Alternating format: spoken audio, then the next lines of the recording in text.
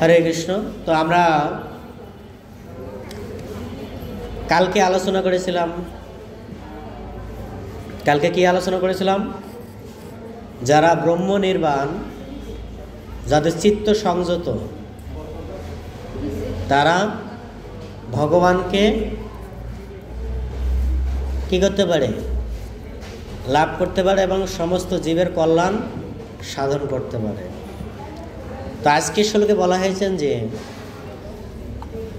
কারা এই সংযত চিত্র সংযম করতে পারে না? বড় বড় সন্ন্যাসী, মহাত্মা, সাধুরা। তো আমরা দেখতে পারি এই জন্য আমাদের শাস্ত্রে বারবার বলা হচ্ছেন যে সবাইকে সাধু সাজতে হবে, সাধু হতে হবে। কারণ ভগবত ধাম যদি আপনি যেতে চান তো আপনাকে সাধু হতেই হবে। জীবিত থাকতে হবেন না মরার পরে হবেন? হবেন, সাধু তো হবেন। মনে রাখবেন, মৃত্যুর পরও আপনাকে সাধু হতেও হবে। কিভাবে? যখন শ্মশানে নিয়ে যাবে, তিলক দেবে, মালা দিবে, তুলসী পাতা দিবে, ফুল দেবে, চন্দন দিবে, ঠিক আছে, দেবে, কিন্তু সেটা কোনো কাজে লাগবে না। লাগবে? যে ব্যক্তি খেতে পারে না তাকে যদি আমি এক গাদা খাওয়ান দেই তাহলে লাভ কি? কোনো লাভ হবে? কোনো লাভ হবে। তা আমাদের জীবিত থাকতে সাধু সাজা উচিত। কেন? এই জীবিত থাকতে যদি আমরা সাধু সাজি, সেটা আমাদের অন্তিমকালে কি করবে? কি হবে? আপনাকে এই যে সংসার ও মহা ভয় থেকে পরিত্রাণ দেবে। এই জন্য আমরা ভগবদ্গীতা একটা শ্লোক আছে, শ্লোকটা কি? স্বল্প উপাস্য ধর্মস্য ত্রাত মহত ভয়াত। যদি কেউ স্বল্পমাত্র ধর্ম করে, বেশি কিছু করার দরকার নেই, স্বল্পমাত্র যদি ধর্ম করে, তাহলে সেই ধর্মের মাধ্যমে সে অচিরেই ভগবানকে প্রাপ্ত হতে পারে। স্বল্পমাত্রা মানে কি? একাদশী করবে, হরিনাম জপ করবে, তারপরে কি প্রত্যেকদিন বাসায় একটু ভগবানের চরণে তুলসী পাতা দেবে, একটু গোপী চন্দন কপালে ধারণ করবে, এটাকে বলা হয় স্বল্পমাত্রা ধর্ম। আমরা কিন্তু প্রত্যেকটা ব্যক্তি কোনো না কোনো ধর্ম করি, কারো না কারো সেবা করি, করি কি না? করি না? হয়তো আমরা মানুষের সেবা করি না, বিড়ালের সেবা করি, বিড়ালের সেবা করি না, কুকুরের সেবা করি, কুকুরের সেবা করি না, ছাগলের সেবা করি, করি তো সেবা। তা আমরা সেবা ছাড়া কেউ থাকতে পারবো না। কিন্তু বুদ্ধিমান ব্যক্তি বলছেন যে সেবা যেহেতু করবোই তো ভগবত সেবা করা উচিত। যে সেবাটা আপনাকে কি করবে? অন্তিমকালে কি সুখ প্রদান করবে। কি করে? আপনি অন্তিমকালে যখন ভগবানকে স্মরণ করবেন, ভগবান কি করবে? আপনাকে কাঁধে করে কোথায় নিয়ে যাবে? তার ধামে যাবে। তা সেটা ভালো নাকি ছাগল ভেড়ার সেবা করা ভালো? কোনটা? কি মনে হচ্ছে কোনটা? সেটা ভালো, ভগবান সেবাটা করা ভালো। কেন? কারণ আমরা প্রত্যেকটা জীবের স্বভাব, প্রত্যেকটা মানুষের স্বভাব সেবার মনোবৃত্তি। কেননা সেবা তার নিয়ম, তার একটা ওই সেবার প্রতি একটা আসক্তি আছে। যেমন মাতাজিদের কথা বলি, মাতাজিরা যদি, এখনকার মাতাজিরা কি জানি না, বাট গ্রামগঞ্জের মাতাজিরা কি রান্না না করলে তাদের ভালো লাগে না। এখনকার শহরের মাতাজিরা তো রান্না করতে চায় না, কিন্তু এটা তার কি প্রফেশনাল। রান্না আছে কি মাতাজিদের প্রফেশনাল, এটা তাদের একটা স্বভাব সেবা, ঠিক আছে। কিন্তু এই সেবা যদি সে বাদ দেয়, কার সেবা করবে? কার সেবা করবে? এরকম স্মার্টফোন নিবে, এরকম চাপতে থাকবে, এটা সেবা? ঠিক আছে, সে ঠিক কিনা? কিন্তু সেই স্বভাবটা সেটাকে ভুলে যাচ্ছে। কিন্তু রান্না বান্না করার মাধ্যমে কিন্তু সেটা সেবা হয়। কি সেবা হয়? সে রান্না যদি ভগবানকে নিবেদন করে, ভগবানের একটু সামনে দিয়ে তুলসী পাতা দিয়ে বলে, গোবিন্দ তুমি খাও আমিও খাই, ক্লিয়ার, সেবা হয়ে গেল। কি হলো কি না? তো এরকম সহজ সেবা কি? সেবা করার তো মনোবৃত্তি আমাদের সকলের আছে, বাট আমরা সেবা করি কি উল্টাটা, কোনটা? ভগবান সেবা না করে হচ্ছে কার সেবা? এই জগতের জীবের সেবা করি। যে সেবাটা আপনার কি করে অন্তিমকালে আপনাকে ভগবানের কাছে যাতে বাধা করে। তার এক্সাম্পল হচ্ছে কি,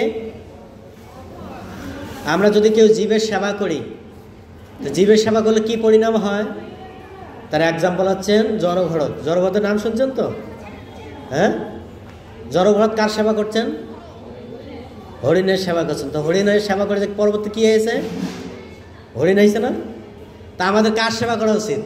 হরিণের সেবা না ভগবান সেবা? ভগবানের সেবা করা উচিত। ভগবানের সেবা করতে বেশি কিছু লাগে?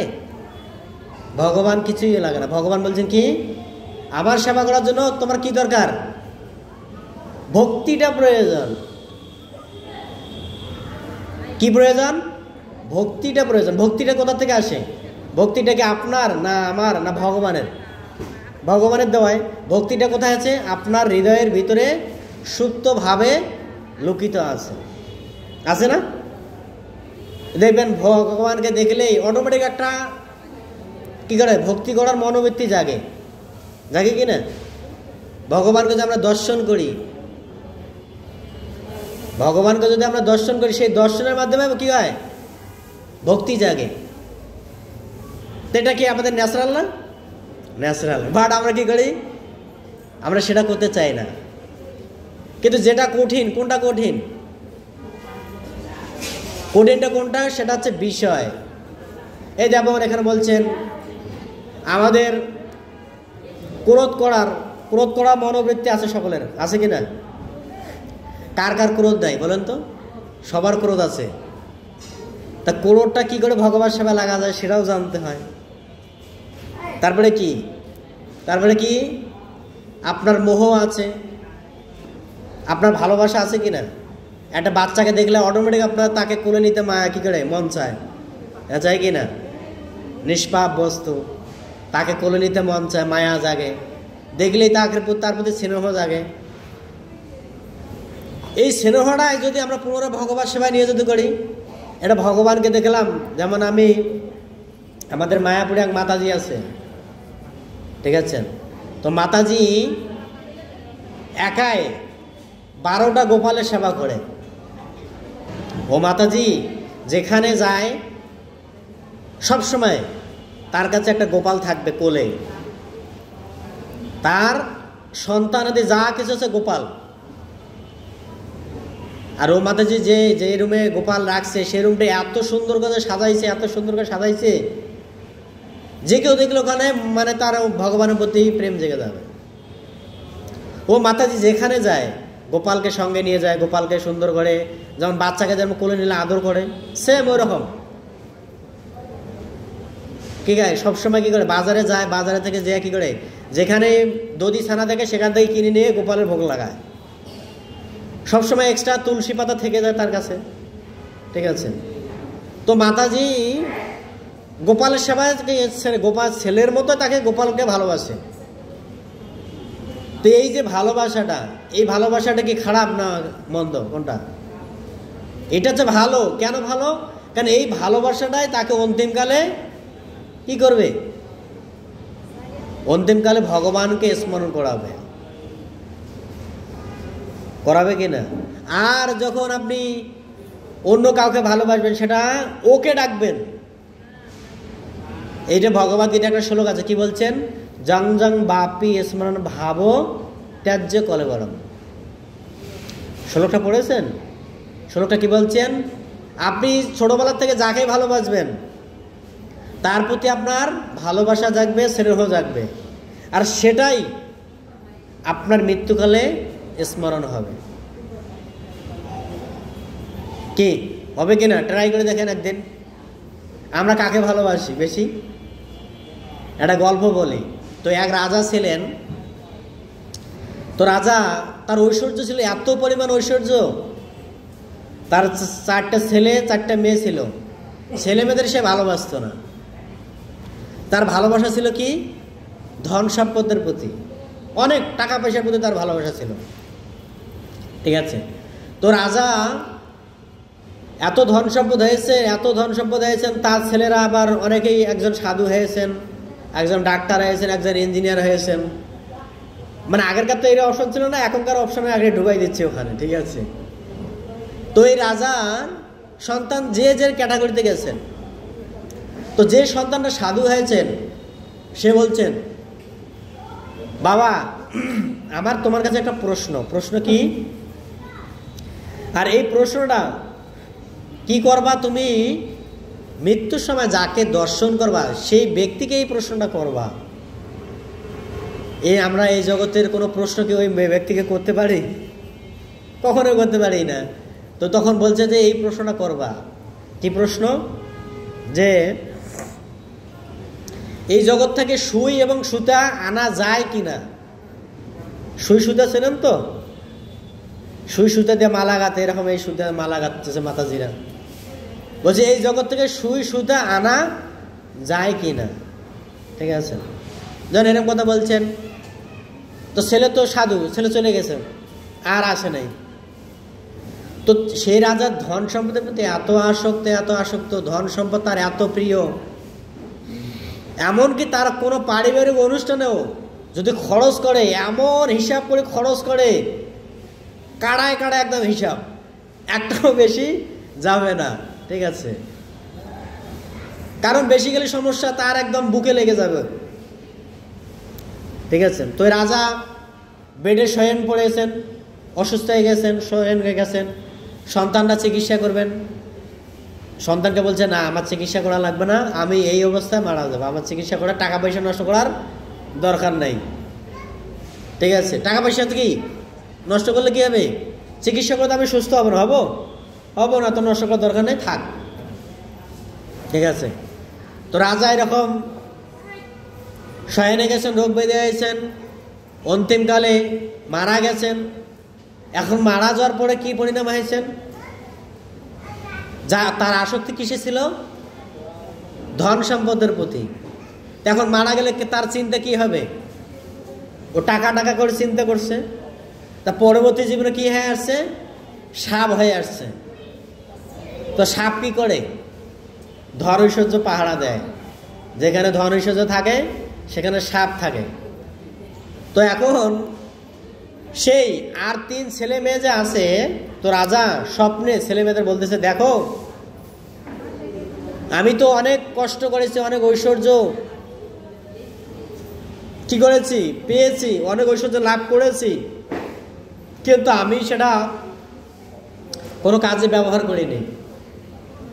তাই তোমরা কি করো, ওই ঘরে যাও, ওই ঘরের কোনায় দেখো আমি মাটির নিচে ধন ঐশ্বর্য পুঁতে রেখেছি, সেখান থেকে বের করে আমার জন্য কিছু ধর্মকর্ম করো। এখন ছেলে মেয়ে বহুদিন পর টাকা পয়সা পাইছে, ধর্মকর্ম করবে। ছেলে মেয়ে কি করেছেন? তোর বাপ সাপ হয়ে পাহারা দিচ্ছেন, তো কি করেছেন? সাপকে মানুষ দেখলে কি করে? লাঠি দিয়ে পিটাই মারবে। ও কি আদর করবে? না, ছেলে মেয়ে কি করেছেন? লাঠি দিয়ে একদম সাপটাকে মেরে সোজা করে রেখেছেন, ঠিক আছে। তো সোজা করে রেখে ধন সম্পদ যা আছে সব বের করেছেন। ধন সম্পদ পায়া এত খুশি ছেলে মেয়ে, এত খুশি। বাবা যে বলছে, যেটা কি বলছে বাবা, যে আমার জন্য কিছু ধর্মকর্ম কইরো, করে নাই। পরের দিন আবার স্বপ্ন দেখাইছে সে বাপে, বুঝে আরে তোমরাই আমাকে মারলা, আমি তোমাদের বাবা সাপ রূপে এসে আমি সেই ধন ঐশ্বর্য পাহারা দিচ্ছি, আর তোমরাই আমাকে মেরে ফেললা। এখন আর কি বলছে, এখন আর একটু কমসে কম একটু কর্ম করো, আমার জন্য পিণ্ডদান দাও, ঠিক আছে। কিছু সাধু সন্ত বাসায় নিয়ে আসো, ঠিক আছে। এ আর কোথায় আনবে? ধন ঐশ্বর্য পাইছে, ওর স্বপ্নের কথা কেউ মনে রাখে? যেমন দেখবেন আমরা ভোরের বেলা যদি স্বপ্ন দেখি, কেউ মনে থাকে? কি স্বপ্ন দেখেছি মনে থাকে? ও থাকে না, ও ভুলে যায়, ঠিক আছে। আর ভুলে গেছে মানে ঐশ্বর্য শেষ। এইভাবে বাপ প্রত্যেক দিন স্বপ্নে ঘুমের ঘরে দেখায়, কেউ আর করে না। পরে তাকে কি করেছেন? নরকে নিয়ে গেছেন। আর নরকে নিয়ে যে কত যন্ত্রণা, কত পরিমাণ কষ্ট দিচ্ছেন। বলছে দেখো ভগবান তোমাকে এত সুন্দর সুযোগ দিয়েছেন, কি সুযোগ দিয়েছেন? এত ঐশ্বর্য দিয়েছেন, এত কিছু দিয়েছেন, কিন্তু তুমি সেটাকে সদ্ব্যবহার করো নাই। তাই এই জন্য তোমাকে কি করতে হবে? কষ্ট ভোগ করতে হবে। এখানে বলছেন যে আমাদের শিলা প্রভুপাদ তাৎপর্য বলছেন যে আমাদের ভগবানের সেবা, বাসুদেবের সেবা যদি আমরা করি, তাহলে সেই সেবাটা আমাদেরকে অন্তিমকালে কি করবেন? আমাদের স্মরণ করাবেন। আপনি যখন ভগবত সেবা করবেন না, অন্য কোনো সেবা করবেন, তার পরিণাম কি হয়? আমরা দুঃখ পাই, পাই কি না? ভগবত সেবা করে দেখেন, কোনোদিন দুঃখ পাবেন? পাবেন না। আমরা রাজরানী মীরার কাহিনী জানেন তো? মীরাবাই ছোটবেলার থেকে তিনি কি করতেন? কৃষ্ণকে ভালোবাসতেন। তো ছোটবেলা থেকে কৃষ্ণকে ভালোবাসতেন।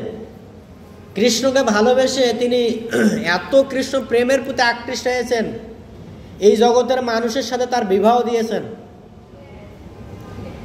তো যেই রাজার সাথে বিবাহ দিয়েছেন, সেই রাজা তার দেহ স্পর্শ করতে পারে না। কেন? কারণ মীরাবাইয়ের পুরো দেহটাই চিন্ময়ের পরিণত হয়ে গেছেন। যখনই তার স্বামী তার দেহটাকে স্পর্শ করতে যায়, তখনই কি হচ্ছে? মীরাবাইয়ের দেহ একদম ব্রহ্মজ্যোতি সেখান থেকে প্রকাশ হয়। তখন তার স্বামী এত ক্রোধ হয়ে গেছে, বলছে তোমাকে বিবাহ করেছে কি জন্য? আমি তোমাকে বিবাহ করেছে কি জন্য? আমার এই রাজ্য আছে, এই রাজ্যের কি করে বংশ বিস্তার করতে হবে, রাজ্য দেখাশোনা করার লোক লাগবে, ঠিক আছে? তো তোমাকে তো আমি স্পর্শ করতেই পারতেছি না। তো মীরাবাই এত সুন্দর ভক্ত ভগবানের, এত সুন্দর, মীরাবাই কি করতেন? 24টা ঘন্টায় তার স্বামী এত মারতো, তাকে এত মারতো, ঠিক আছে, এত মারতো, মারার পরও মীরাবাই কখনো সেটাকে কষ্ট মনে করেনি। তো বাধ্য হয়ে তার স্বামী তাকে কি করেছেন? বলছে তুমি আজকেই আমার রাজভবন পরিত্যাগ করবা। পরিত্যাগ করে কোথায় যাবা? আমি অদূরে একটা তোমার নামে মন্দির বানাইছি, সেই মন্দিরে তুমি ভজন করবা। তা আমরা দেখতে পারি যে মীরাবাই ছোটবেলার থেকে তিনি ভগবত সেবা করতেন। আর এই ভগবত সেবা করার কারণে তিনি কি পেয়েছেন? ভগবানকে লাভ করেছেন। কিন্তু এই জগতে তিনি এত কষ্ট পেয়েছেন, তার কাছে সেটা কষ্ট হয় নাই।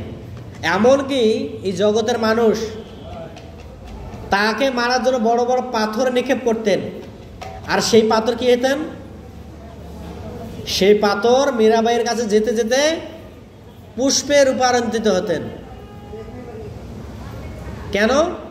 কারণ ভগবান তাকে সেই পুষ্প দিয়ে সদরে বরণ করেন। মানুষ, জড়জগতের মানুষ তাকে পাথর নিক্ষেপ করতেছে, আর সেই পাথর কি হচ্ছে? পুষ্পে রূপান্তরিত হচ্ছে। তা আমরা দেখতে পারি যে ভগবত সেবার কোনো বিকল্প নেই। আপনি আজ হোক আর 100 বছর পরে হোক, আপনাকে ভগবত সেবা করতেই হবে। যদি আপনি ভগবত ধামে ফিরে যেতে চান, ভগবত ধামে যদি ফিরে যেতে চান, তাহলে আপনাকে ভগবত সেবা করতে হবে, না হলে তো আপনি ভগবত ধামে ফিরে যেতে পারবেন না। জড়জগতের সেবা করলে তো আপনি দুঃখ পাবেন কিনা? এই জগতে যত সেবা আছে আপনি করেন, দুঃখ পাবেন। ভগবত সেবা করেন, আপনি আনন্দ পাবেন। আপনি এই জগতে যত সেবা আছে করেন, তার বিনিময়ে কি পাবেন? শুধু দুঃখ পাবেন, ক্লেশ পাবেন কিনা?